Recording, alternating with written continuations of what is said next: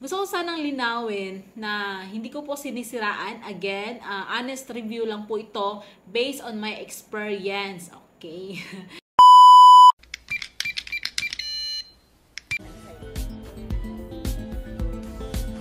Tayo sa Shade. Concealer.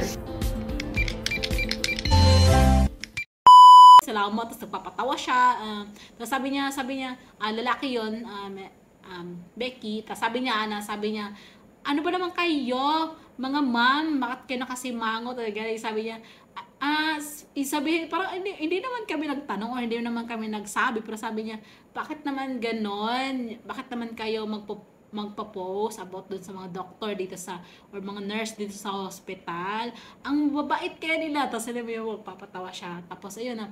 Tapos nung ako na yung kinuha niya, ayun na, Kurambao, gano'n na, Año Nuevo, parang pangalan namin yan. Ayun na, nung kinuha na niya kami, sabi niya, ayun, binanggit niya, yung, ayun, stress daw siya, gano'n, nagkwentuhan kaming dalawa. Tapos sinabi ko rin sa kanya, ay sir, may vlog pala ako, tapos baka gusto niyo pong i-shoutout kita. Sige ma'am, i-shoutout mo ako. Kaso nakalimutan ko yung pangalan niya. Pero sa isang video ko po na shoutout kita sir, shoutout pala, thank you. At least nagkaroon ng good vibes nung lumabas na kami, at least as in. Nakala ko okay na. Sabi ko, ay salamat. Hindi na nakasimangot yung mga paligid. Yung doon na. Habang nandun ako, hinihintay ako na para ibaba doon. Hindi ko lang kung anong floor yon. May nakausap ako, isang sabi niya, pang ano na daw niya yun? Pang 6 ba yun? Or pang 8? Kalimutan ko, pang 8 na niyang anak. Tapos sabi niya, ayun na nga, nagagalit daw yung mga doktor, ganun, binabanggit niya rin, sabi niya, bakit naman ganun? Gusto nilang lumabas yung baby, tapos pag lumabas na daw, pipigilan kasi daw wag magkalat, dapat doon banda, mga ganung bagay. So, yun, kung ano naranasan niya, naranasan ko, oh my God, sabi ko, I feel you, sabi ko. Tapos, nandun kami sa baba, ayun na, sabi ko, ayun na, bawal pala yung bisita doon, so nandun lang, hanggang doon ka lang talaga, kahit hindi pa pandemic, hanggang doon lang. So, maganda, sabi ko lang, wow, ang linis talaga dito, may aircon talaga, tas malinis. Ito pala, sa mga nagtatanong, may nag-comment sa akin, ito yung mga bawal na dalhin doon sa hospital, sa SPMC Hospital, bawal magdala sa mga paanakan lang, hindi ko sure sa iba, bawal magdala ng unan, bawal magdala ng malalaking mga gamit, or bawal magdala ng,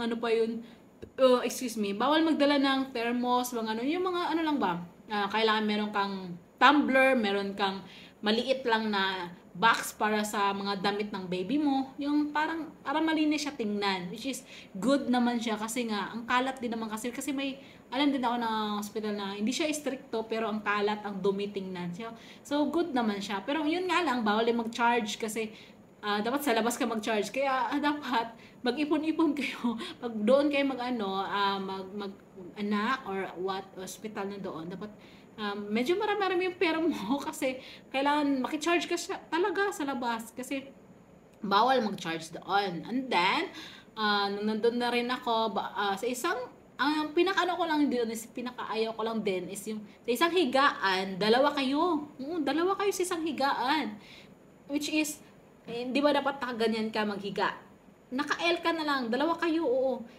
Ikaw, yung baby mo, tapos yung isang baby ng kasama mo, at yung nanay na yon. So, naka-L. wow.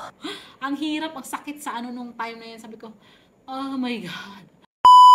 Nandun na kami, pinakita na ng yung baby ng ko, mas nagkita sila, tapos ayun na. So, mga may inurasan kami, sir, ay sabi niya, ma'am, magkita na sila ng baby niya, tawagin ko lang, ayun, nagkita na, ayun na, yung time na yung mga inurasan lang, tas umalis na rin, tas, ay, nako, super, talaga, sabi ko, ay, salamat, nakahiga ako konti, pero yun nga lang, akala ko talaga ako lang mag-isa noon sa higaan, Diyos ko, pagdating ko, sabi niya, ma'am, ilipat kita kasi ganon, hindi ko alam kung ano sinasabi niya, tas nung lumipat kami, dalawa kami sa isang higaan, paano kami makahiga dito? So, naka-L talaga kami, ganun, no? Naka-L, tapos syempre yung baby safe dapat. Sabi ko, okay na rin at least, 'di ba, nakahiga ng konti kahit papaano. Tapos pinaka-harsh din to, harsh. Habang may naglilinis doon, Pinabantayan niya kami. Oo. Hindi ko talaga makalimutan ko yun. Alam mo yung, kagising mo lang nung time na yun. Tapos, syempre, padidi ka ng baby, ganun. Padidi ka. Tapos, gano'n ka lang naman, subandal ka lang naman. Sinabihan ka pa naman na, Ma'am, bantay mo anak mo baka makatulog ka, mahulog yung anak mo. Excuse me, sarap sabihin, excuse me? Wala namang nanay na gustong magkasakit yung anak mo, no? Siyempre, protektahan namin yun. So, alam mo yung, okay naman, yung sinasabi nila para, siyempre, dapat, baka makatulog ako, pero the way na i-deliver nila yung parang galit. Alam mo yung pagalitan ka, ha?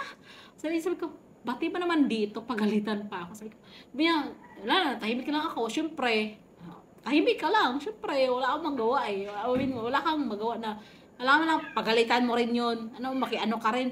Pagod na. Kapagod na, mag-away pa kayo. Makatulog ka, dapat matulog ka nung matulog ang baby mo. So, habang natutulog ka, tinatawag ka na pala, nagagalit na sila. Pangatlong beses na tatawag sila, tas wala ka pa rin, magagalit. Yung mga nurse, magagalit.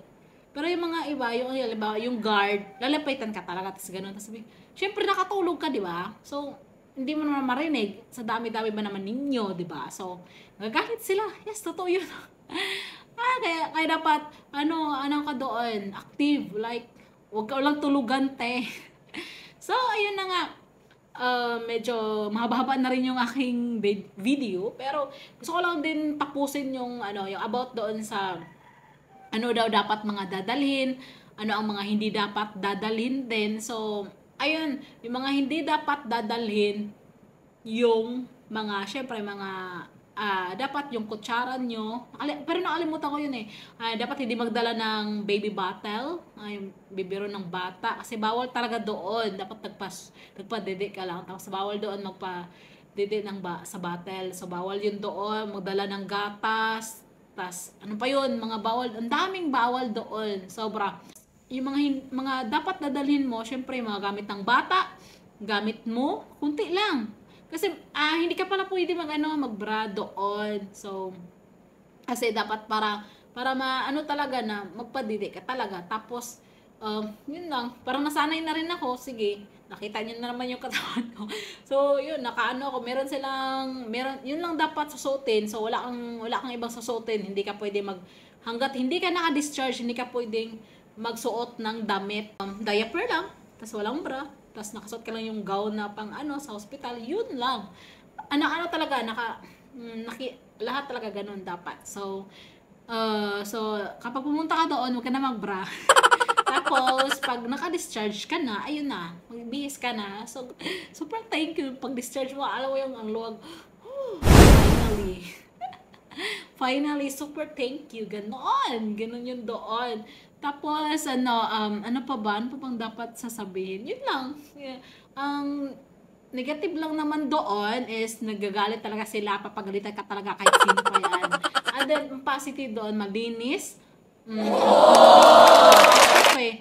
Andun naman talaga medyo madumi, pero at least hindi siya mabahong ganun, hindi. Malinis po talaga doon. And then, tutulong po talaga sila kung anong dapat ba itulong. Yung pinakagusto ko sa nila is, alam mo yung pag malaman nila na yung parang hindi mo na kaya, kahit hindi mo na kaya, tutulungan ka naman nila kahit nagagalit sila sa'yo, pero tutulungan ka nila. Kasi may nakita kasi ako nung kasabayan ko na, alam mo yung hindi pa niya kaya, siguro first time niya, hindi ko alam kung first time ba yun, tapos tinulungan nila. Kasi buti na lang, basta may narinig ko, buti na lang talaga ma'am. Kasi kung hindi ko yung ginawa, ganun. Alam mo yun, naman, magaling sila siya. Okay. Naintindihan ko rin sila kasi syempre stress dahil hindi naman talaga biro yung mga trabaho nila. Lalo na nurse, mga doktor, mga pa yung ginagawa. Talaga, stress talaga lalo na sa hospital kasi ang daming mga pasyente makikita mo, andun yung lahat ng mga sakit, andun yung lahat ng mga alam mo na. So, maintindihan natin sila. Kaya, ikaw, kapag halimbawa gusto mong pumunta doon, habaan mo yung pasensya. Wow. Which is good naman siya kasi nga, di ba, for you naman yun. Naranasan din namin nung last na ng hospital, hindi yun about sa pagpanganak, basta nakapunta kami ulit. So, naranasan namin yung pinapagalitan din ako ulit na naman. Wow! Ni-report ko na yun kasi ni-report namin yun kasi alam bakit parang hindi na tama rin yung ginawa niya kasi hindi ko lang siya i-mention pero kasi hindi ko siya kilala but sasabihin ko na char ito din yung negative na mga sinasabi nila ganito nangyayari gusto i-chika sa inyo. Naiinis talaga ako noon kasi alam mo bakit naghahatid sila ng pagkain and then sinasabi nila mga minutes lang siguro sasabihin nila pagkain, ganun. Dapat ikaw, ano lang, kung sabi sa'yo pa-uptick ba, pero dapat mabilis. Pero, alangan man lang, dapat kasi, doon kasi, isang watcher lang, gising yung baby mo, nagpadede ka, alangan sinuunahin mo. So, nakiusap ako doon sa kakilala ko na kasama ko. Hindi ko naman siya nakilala ko lang nung time na yon. Sabi ko, pwede kuhanan mo ako ng isang pagkain kasi yung baby ko, maiiyak siya pag gising siya tapos ganun. Ayan, nagdidi kasi siya. So, nung time na kasi na yun, kakadidi lang niya kasi, syempre, bumawi din ako kasi ilang araw din siya hindi nakadede dahil sa sakit. So, anong time na yun, na pagbalik niya, sabi ko, asan yung pagkain? Sabi niya, hindi daw pwede kasi dapat isa-isa lang daw, ikaw na dapat pumunta. So, sabi ko, sige, pwede po bang pakibantayan? Iyak na siya, yung baby ko, pero mamadali ako para, syempre, makabalik ako. Pero maganda naman doon kasi yung bed, pang baby talaga, so safe si baby. Pag punta ko doon, ano ba yan nangyari? Oh my God, di ko rin in-expect yun, which is, na parang tubuan ako ng sungay. Asen, sabi niya sa akin, ito nangyari, sabi ko, ang ganda ng istorya ko. I mean, ang ganda ng approach ko sa kanya, which is negative ang balik niya sa akin. Sabi ko, Sir, may food pa po ba? Yun wala akong sinabing iba yun lang Sabi niya sa akin, tatagalog po na lang. Sabi niya sa akin, wala na ma'am. Ano ba naman, kanina tawag ako ng tawag, hindi kayo lumapit. Tapos ngayon magrereklamo kayo na wala ng pagkain. Tapos ngayon sisihin niyo ako na wala ng pagkain. What? 実に面白い。 Ang dami niya sot-sot. Sabi ko, what? Oh my God! Ilang words lang sinabi ko. Diba? Sir, may food pa po ba? Kung sa Tagalog po yan. Pero sa Bisaya, Sir, napay pagkaon? Pila na to ka words. Ilang words lang yun sa Bisaya. Pero, nakailang words siya. Ilang sentence ang ginamit niya sa akin. At, pagalit pa siya nagsabi. Sabi ko, Tapos, alam mo yung hindi lang kasi malayo ako sa konti sa kanya. So, malakas ang sinasabi niya. Which is, napahiya ako. Which is, oh my God, it hurts. Wow. Ouch. Tapos napahiya ako doon kasi ang daming mga doktor, daming nurse, which is kasalanan ko. Bakit kasi ang tanga-tanga ko? Bakit hindi ako lumapit agad? Super. OMG, hindi ko in-expect, which is attitude talaga siya.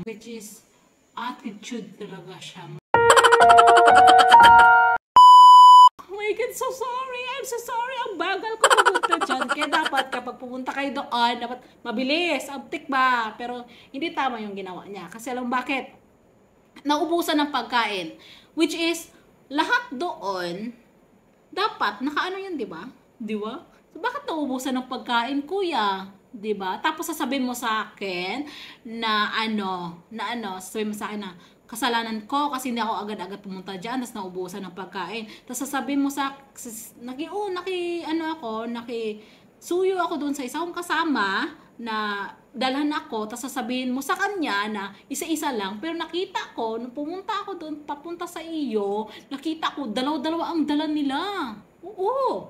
Kasi yung isa doon, sabi ko, kasi kilala ko yun, sabi ko, oy, kumusta ka? Ikaw dyan, dito ka pala, ganun-ganun. Sabi niya, dalaw mo galing Tapos ginujoke ko lang siya, sabi niya, hindi nakisuyo yung isa. O, diba? Diba, kuya? Tapos pagdating sa akin, ganun, ang harsh mo naman, kuya. Ay, nako, na-stress talaga ako nung time na yun. Sabi ko, wag na lang, relax. Kasi, na-stress, nakaka-stress na nga, na nandun ka sa hospital, tapos mas lalo ka pang stress and sober. Tapos, ayun, nag-complain kami, and then, nangyari, ang sabi ng feedback sa amin, ayun, maganda naman, nag-complain yan, nilabas namin yung sama ng loob namin, pero ayun pa lang, hindi pa rin ako nakontento kasi nga, gusto ko lang siya makausap, which is, gusto ko lang siya na matuto na mag-sorry. Para sa akin, napahiya kasi ako noong time na yan. Tapos, sasabihin nila na kulang, which is nagbayad naman ako ng PhilHealth, yung mga ganun, di ba? Wow. Oh my God. Anyway, so wala na yan. Isa pa to. Gusto ko pa rin ito i-share kasi nainis kasi talaga ako. Palabas ako ng hospital para bumili ng food. Umaga yon, mga alas 6 siguro. Hindi ko naalala yung oras na yun. Tapos, bawat nung padaan ako papunta doon sa may karinderya, before nun, merong nagtitinda doon. Harap siya ng emergency room doon sa SPMC. Emergency, yun.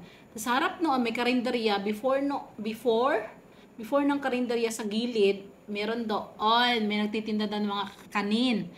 May isang matandang babae, nilapitan ko kasi unang-una, siya yung una na nakita ko. And then, sabi ko, tanong ko sa kanya, which is, hindi ko nakita. Lalatag pa lang siya ng mga, hindi pa niya nalatag maglalatag. So, future. So, hindi pa past tense. So, ganun. So, hindi ko nakita. So, sabi niya sa akin, alam mo sabi niya sa akin? Ito tanong ko sa kanya. Te, meron po kayong biko? Kasi biko is my favorite food. My favorite kakanin the whole time, the whole my life. Then, ano ba sagot niya sa akin? Which is, di ko alam kasi wala pa nga naman na siyang nilatag. As in, wala. Zero. Mag-ano pa siya, nag-prepare pa siya. Tapos nakasimangot siya palagi. Hindi ko in-expect na, yung sagot niya. Alam mo, sagot niya sa akin. Ito ang sagot niya sa akin. Bakit maghahanap ka ng wala?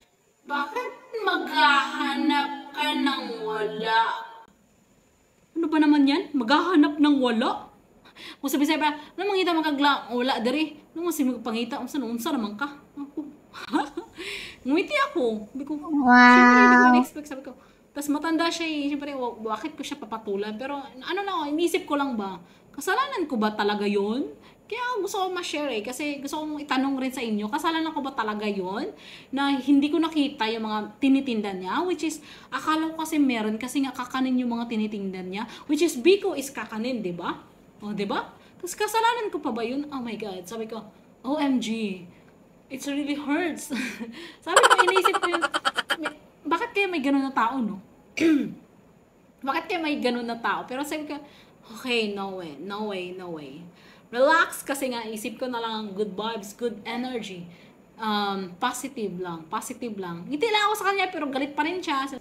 Which is, kahit padaan-daan ako, nakikita ko talaga siya na nakasimangot lang talaga siya. Sabi ko, parang may problema si nanay. Pero, hindi naman sa ganun. Pero dapat, kapag nagbibenta ka, like, dapat, yung attitude mo, oh my God.